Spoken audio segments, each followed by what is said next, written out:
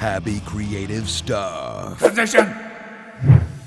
Hi, welcome to another exciting episode of Happy Creative Stuff. She's Bubbles. Hi, I'm Bubbles. And I'm Boomer! And we're going to chat about the most interesting part of the boys' comic books that they did not adapt onto the TV show. I love the boys' TV show. It is so much fun to watch. I really love how they take known quantities and apply them in new ways to make you think about things from a different perspective. The element that we're going to talk about is unlikely to be a spoiler for the show because of the way the show is not a strict adaptation of the source material, but a loose reinterpretation. That's so cool. Okay. Okay, Bubbles, so do you want to know? What do I want to know? Are you curious? About? About what we're talking about? The boys. Yes, yes. No, about the one thing that they didn't adapt to the TV show from the comics. Okay. Are you excited? Yes, I am. Okay, one word. Zombies. Ooh. Okay, so the zombies in the boys' comic books, each of the main teams have had one. The main teams. Because in the comic books, you don't just have the 7, there are multiple teams. There is the 7, and then there's Payback, which is like similar to the 7, but they're one tier down, which is where Stormfront is from in the comic books. Cool. Stormfront is who? Let's pretend Stormfront is the woman in season 2 who's now Homelander's BFF. BFF. You know what I'm talking about? Yeah. Yes. The one who's Liberty. And the other teams that they have are the younger teams. You've got the Young Americans, which is almost like a Christian society team. And then the Teenage Kicks, which is like the rebellious young version. You've got Fantastico, which is like the Fantastic Four. And then they have their own parody of the X-Men, where you've got the G-Men, G-Force, G-Factor, G-Spot. That's not the real thing. G-Spot. I made that one up. But their kids' version of the G-Men is called G-Whiz, which I thought was quite cute. G was like, oh darn, why did I do that? Or G was, why did you do that? Golly gee darn it. Darn it. Gosh darn it. So the zombies are team members that actually perished during battle that they bring back through some kind of scientific procedure that Vought does. But their minds are never quite the same. Oh yeah? What? So they'll bring them back, do a press release so that people can see that they're back and they survived, to encourage this perception that the superheroes are invulnerable, but they'll sort of be a little bit they'll just sort of, shove them off to the side. Nope. Yep. Show them quickly, take them away, and then they'll never really appear in public in a prominent way again. Oh, is that in the comics? In the comics, yes. Okay. So, but I mean, these are like, they can't help themselves, they just sort of sit around and poop their pants. Sounds like a good time. Yeah, amazing. Oh yay. Not the Walking Dead zombies, these are more like, they are sort of brought back from the dead, but they're not undead. So in the comic books, this happened to Lamplighter, which is completely different from the show, because in the show he's still around when everything starts.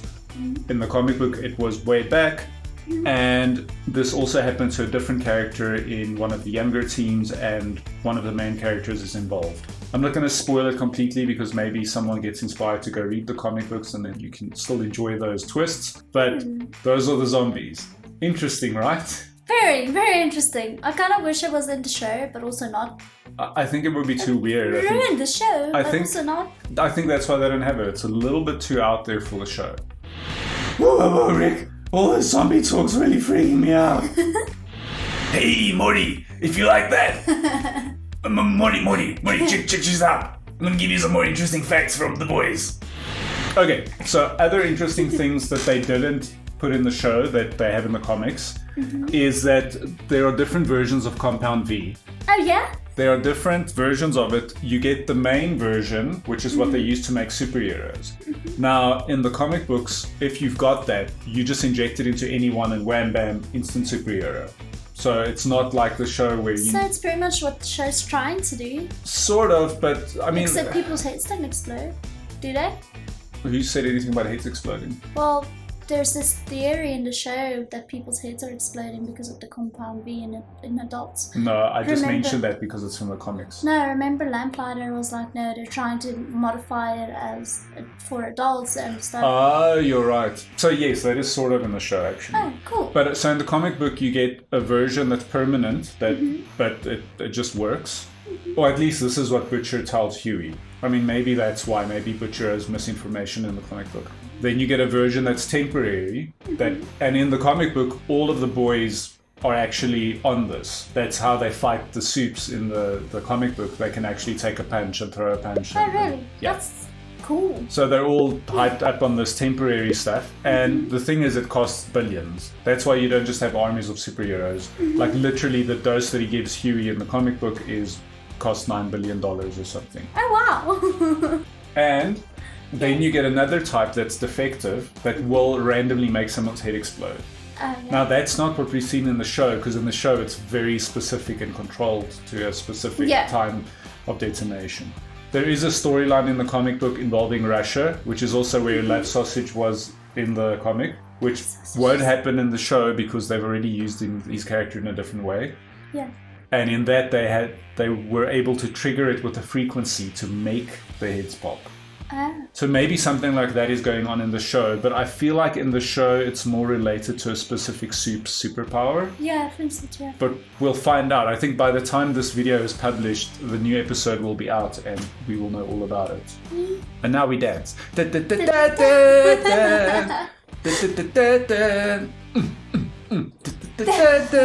now we don't really dance. Now you know more about the boys' comic book. So I've read about 25 of them, and there are 72 or thereabouts in total. So I've read about That's a lot. It's not that many. For someone who doesn't really read comic books, that's a lot. You know how many X-Men comics there are? How many? 700. I'm Okay, now. never mind, I lied. I mean, lots. I mean, way more than that, depending on what you count. Yeah, okay, 72. It's not that much. Now I know more about the boys' comic book just like you guys. It's so formal. Now I also am knowing lots of cool stuff about the boys' comic book. I was laughing with that tweet. For sale at the store near you. Go get it now. We are not paid for this paid promotion. I mean, Oopsie. promotion. Oops.